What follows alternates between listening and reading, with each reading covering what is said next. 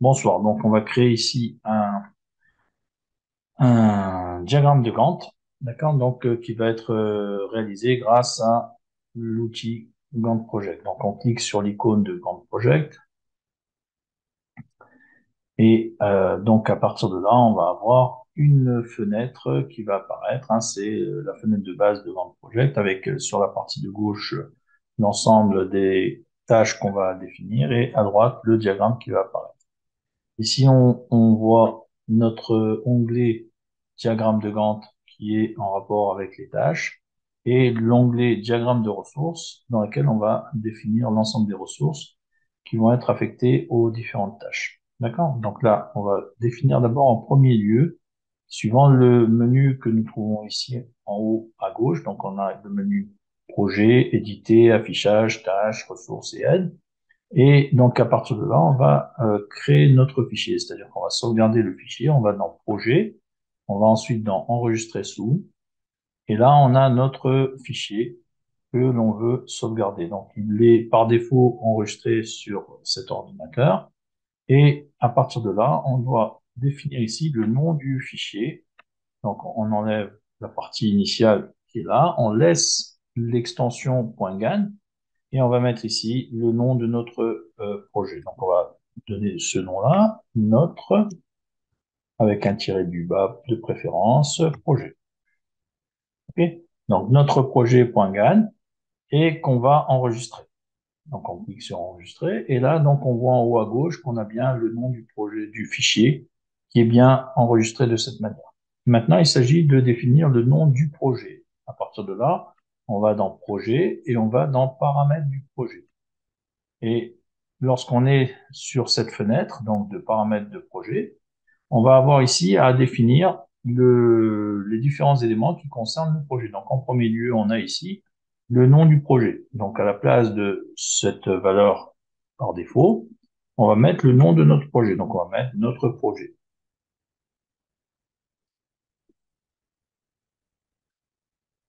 Bien. Donc ensuite, on va avoir le calendrier. Donc là, quand on clique sur le calendrier, on se rend compte qu'il y a un certain nombre de cases à cocher ici. Et on voit que la case samedi et dimanche est chômée, donc c'est coché, donc c'est chômé. Donc à partir de là, on pourrait éventuellement modifier le calendrier comme bon nous semble, mais là, on va le laisser par défaut. Ensuite, on va voir ici la définition des rôles, c'est-à-dire des qualifications qui vont entrer en ligne de compte dans le projet.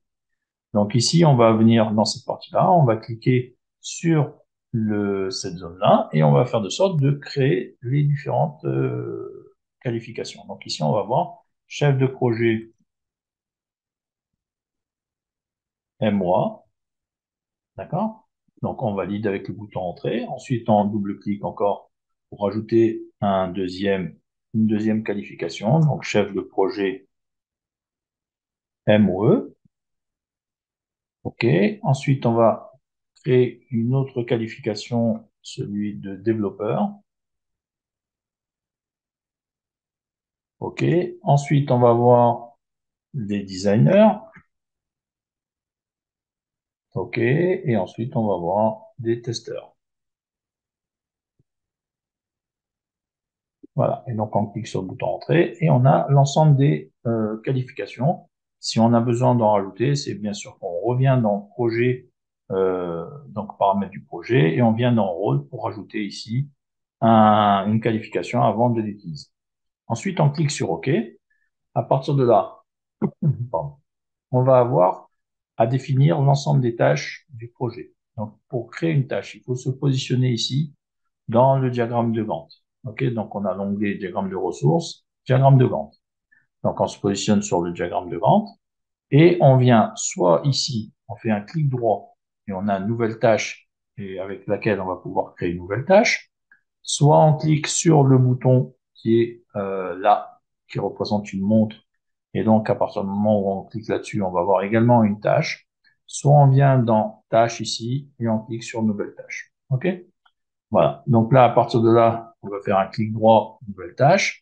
Et là, on a ici par défaut une première ligne qui s'active et pour laquelle on va modifier le nom. Donc, on enlève tâche 1 Et on va mettre ici, par exemple, analyse du besoin. D'accord? Donc, on valide. Et donc, à partir de là, on a par défaut les éléments relatifs à notre tâche qui est ici la date du jour, donc la date de début. Et de façon générale, par défaut, c'est calculé sur un jour. Donc, si on double-clique sur la tâche, on va avoir cette fenêtre dans laquelle on a la partie générale, donc dans laquelle on trouve le nom. Ici, on a le fait d'être un jalon ou pas. Donc, un jalon, c'est une tâche qui a une durée égale à 0. D'accord? Donc, qui définit un moment clé du projet. Donc, ça peut être un livrable, c'est-à-dire livraison, par exemple, d'un cahier des charges, livraison d'un développement, validation d'une recette, etc. D'accord? Donc là, on va avoir ici la possibilité de définir un jalon en cochant la case ici. Ici, on va avoir donc la date de la tâche et en l'occurrence, comme c'est la première tâche, c'est également la date du premier jour du projet, okay, qu'on pourrait éventuellement modifier en cliquant là-dessus et choisir la date voulue. OK? Donc, une fois qu'on a fait ça, supposons que cette tâche, qui est l'analyse de besoin, dure 3 jours. Donc, on va enlever la valeur ici et on va mettre 3 à la place. OK? Maintenant, à partir de là, donc on valide.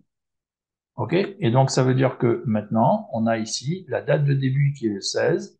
Avec 3 jours, on arrive au 18 et on voit ici la tâche qui se dessine du 16 au 18 en ayant donc un rectangle de ce genre. Ensuite, on va rajouter une deuxième tâche. Donc, on revient sur la partie de gauche et on clique sur Nouvelle tâche, un clic droit, Nouvelle tâche. Et on va mettre ici les spécifications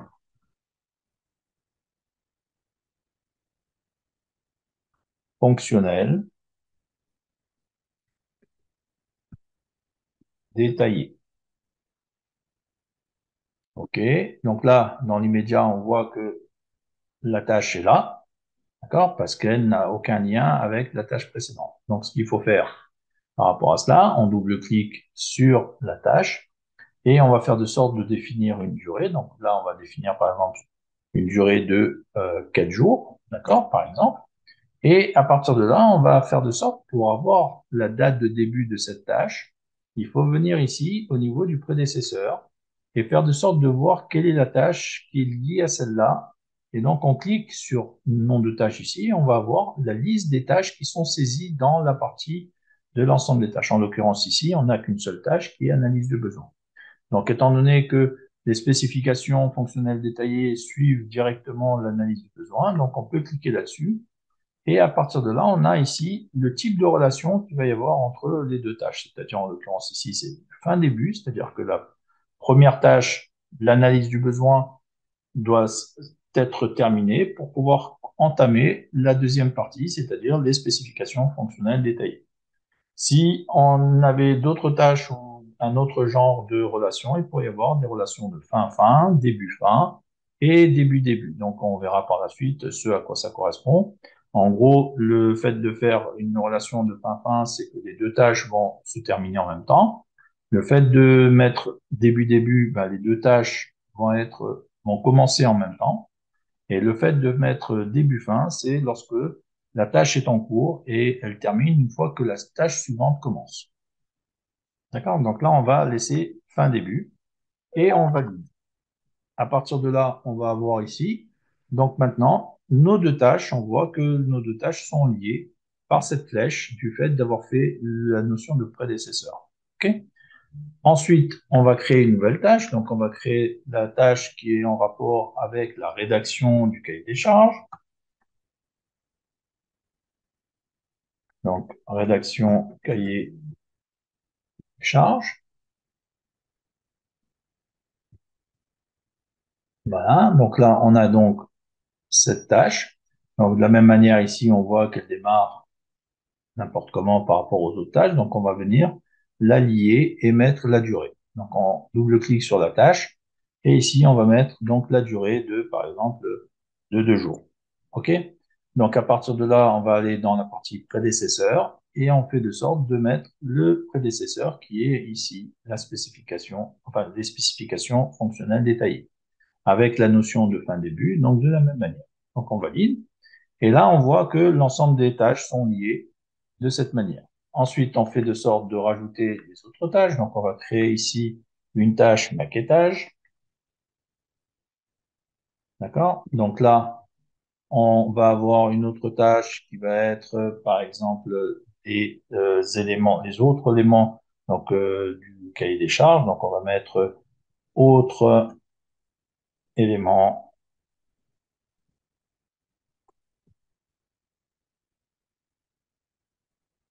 voilà, autre élément cahier des charges. Voilà. Donc, on va avoir ces deux tâches, par exemple, qui vont être incluses dans le cahier des charges. Donc là, à partir de là, ce qu'on va faire, c'est que déjà, on va définir les durées de chaque tâche. Donc, on double-clique sur notre tâche. Et ici, on va avoir donc une durée, par exemple, 2 jours. OK? Donc, on valide. Et à partir de là, on va avoir la deuxième tâche qui va durer, par exemple, également 2 jours. Donc là, on va avoir nos deux tâches qui sont là. Les deux tâches peuvent se succéder. Donc, on va prendre cette tâche-là, on va aller chercher le prédécesseur. Donc, on double-clique là-dessus et on va chercher le prédécesseur qui est ici, le maquettage, par exemple. OK? En fin début. Ce qui fait que là, on voit que les deux tâches sont reliées.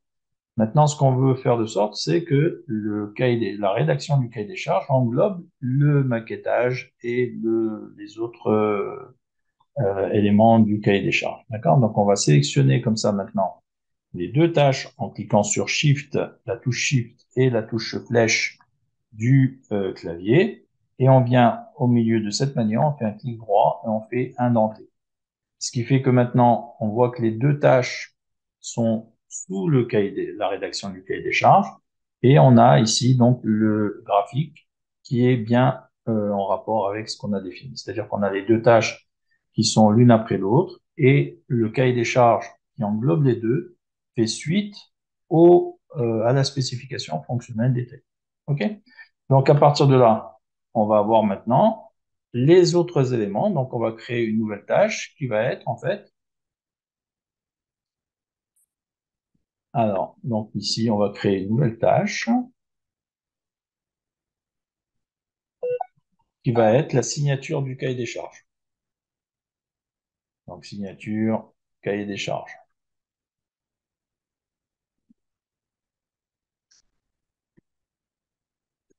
OK. Cette tâche, on double-clique dessus. La signature, ce n'est pas une durée particulière, donc c'est un jalon. Donc, on coche la case ici, jalon. OK. Et on vient mettre comme prédécesseur la rédaction du cahier des charges. En fin début.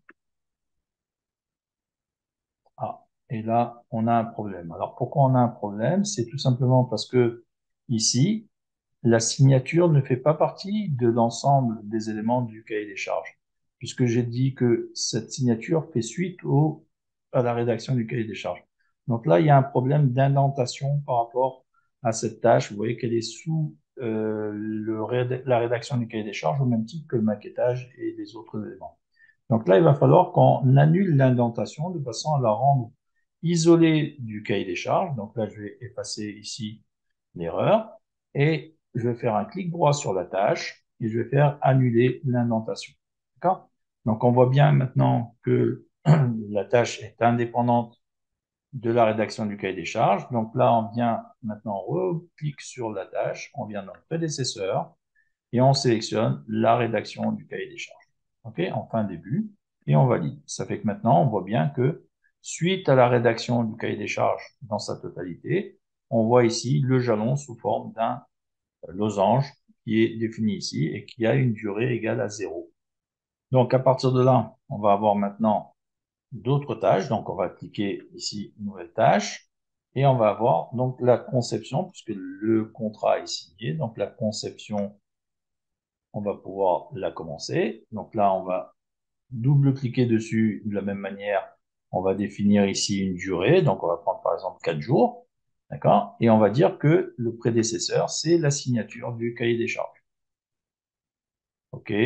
Donc, on valide. Et donc là, on a ici les éléments qui se succèdent. OK? À partir de là, on va définir ici une nouvelle tâche qui est on va dire, le développement. OK, donc là, c'est pareil, on double-clique sur la tâche et on va mettre une durée. Donc là, on va mettre, par exemple, 15 jours. OK? Et ici, on va définir le prédécesseur. Donc le prédécesseur du développement, ça va être ici la conception. OK? En relation fin-début de la même manière. On valide et on a ici donc la succession qui se dessine. Suite au développement, on va faire ici une nouvelle tâche. La tâche suivante, c'est celle des tests.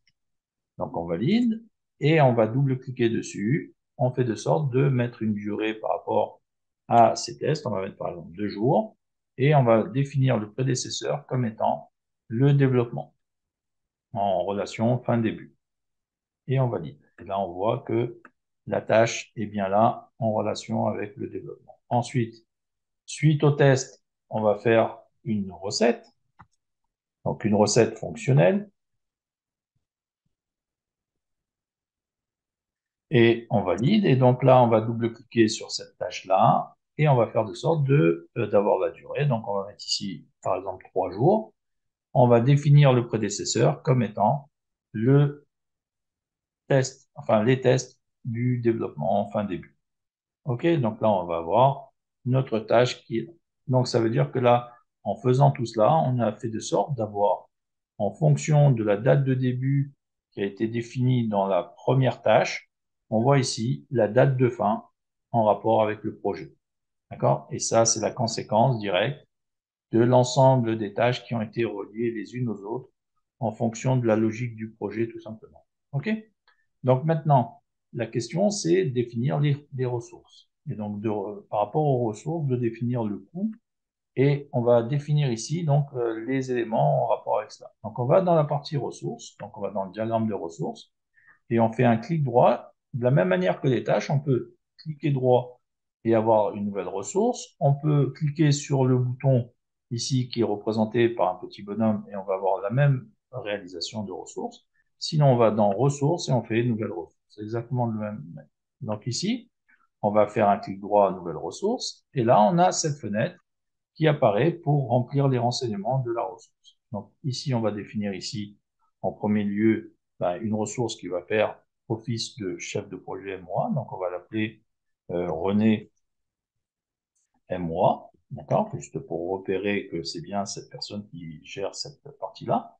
Et ici, on va définir le taux, enfin là, le rôle, pardon. Donc ici, on va récupérer le rôle de ce qu'on a mentionné tout à l'heure. Et ici, on va définir le taux de cette qualification. Ici, on peut dire par exemple 800 euros. OK? Donc ça, c'est un taux journalier. OK? Donc on valide. Ensuite, on va avoir une autre ressource. Donc on fait un clic droit, nouvelle ressource. Et ici, on va l'appeler, donc pour le MOE, on va dire que c'est Henri MOE. On va aller rechercher son rôle. Donc on va chercher chef de projet MOE. On va mettre ici un taux qui va être par exemple de 700 euros. OK? Et donc ça, c'est un taux journalier. On valide. On crée une nouvelle ressource qui va être donc le développeur. Donc on peut l'appeler DD Dev. Ici, on va définir son rôle, donc de développeur. Et ici, on va définir le taux, on va dire 450 euros. Ensuite, on va faire une nouvelle tâche, donc on clique droit, nouvelle ressource, pardon. Et donc là, on va avoir le testeur, donc on va avoir, on va le nommer par exemple Jean, testeur. On va l'appeler Jean Test. Hein. Et donc à partir de là, son rôle, c'est testeur. Et donc le taux, on va le définir comme étant par exemple à 350 euros. OK, taux journalier. Ensuite, on va avoir un designer. Donc là, on va l'appeler euh, John. Voilà, design.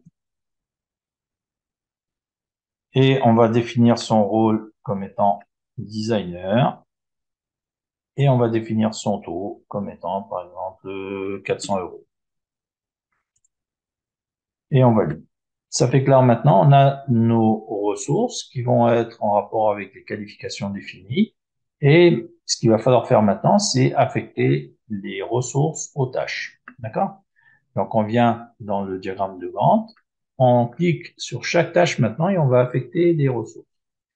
On double-clique sur Analyse du besoin, on vient dans l'onglet Ressources ici et on sélectionne dans cette liste la ressource qui concerne notre affectation. Donc ici, le cahier d'analyse, ça va être la MOA. Donc on prend René MOA et on valide. Ça fait que maintenant, on voit que ici, on a au-dessus de la tâche le nom de la ressource. Et si on veut maintenant voir le coût de cette tâche, donc on va venir ici au niveau des colonnes, donc des noms de colonnes, et on fait un clic droit, gérer les colonnes. OK? Et là, on va chercher on va dire la colonne qui est cachée pour l'instant, donc le coût, et on fait démasquer la sélection. OK? Et à partir de là, on valide. Et donc ici, maintenant, on a le coût de la tâche en rapport avec la ressource qui a été affectée. OK? On continue. On va affecter maintenant la ressource pour les spécifications fonctionnelles détaillées. Donc là, c'est pareil, c'est le MOA. Donc on valide. Ensuite, on va récupérer. Alors pour ce qui est de cahier des charges, cette fois-ci, c'est pas à ce niveau-là qu'il faut faire. C'est dans les tâches qui constituent la rédaction du cahier des charges. Donc, on va dans maquettage. Et le maquettage, donc, on va dire que c'est le designer. Donc là, designer, c'est John Design. OK?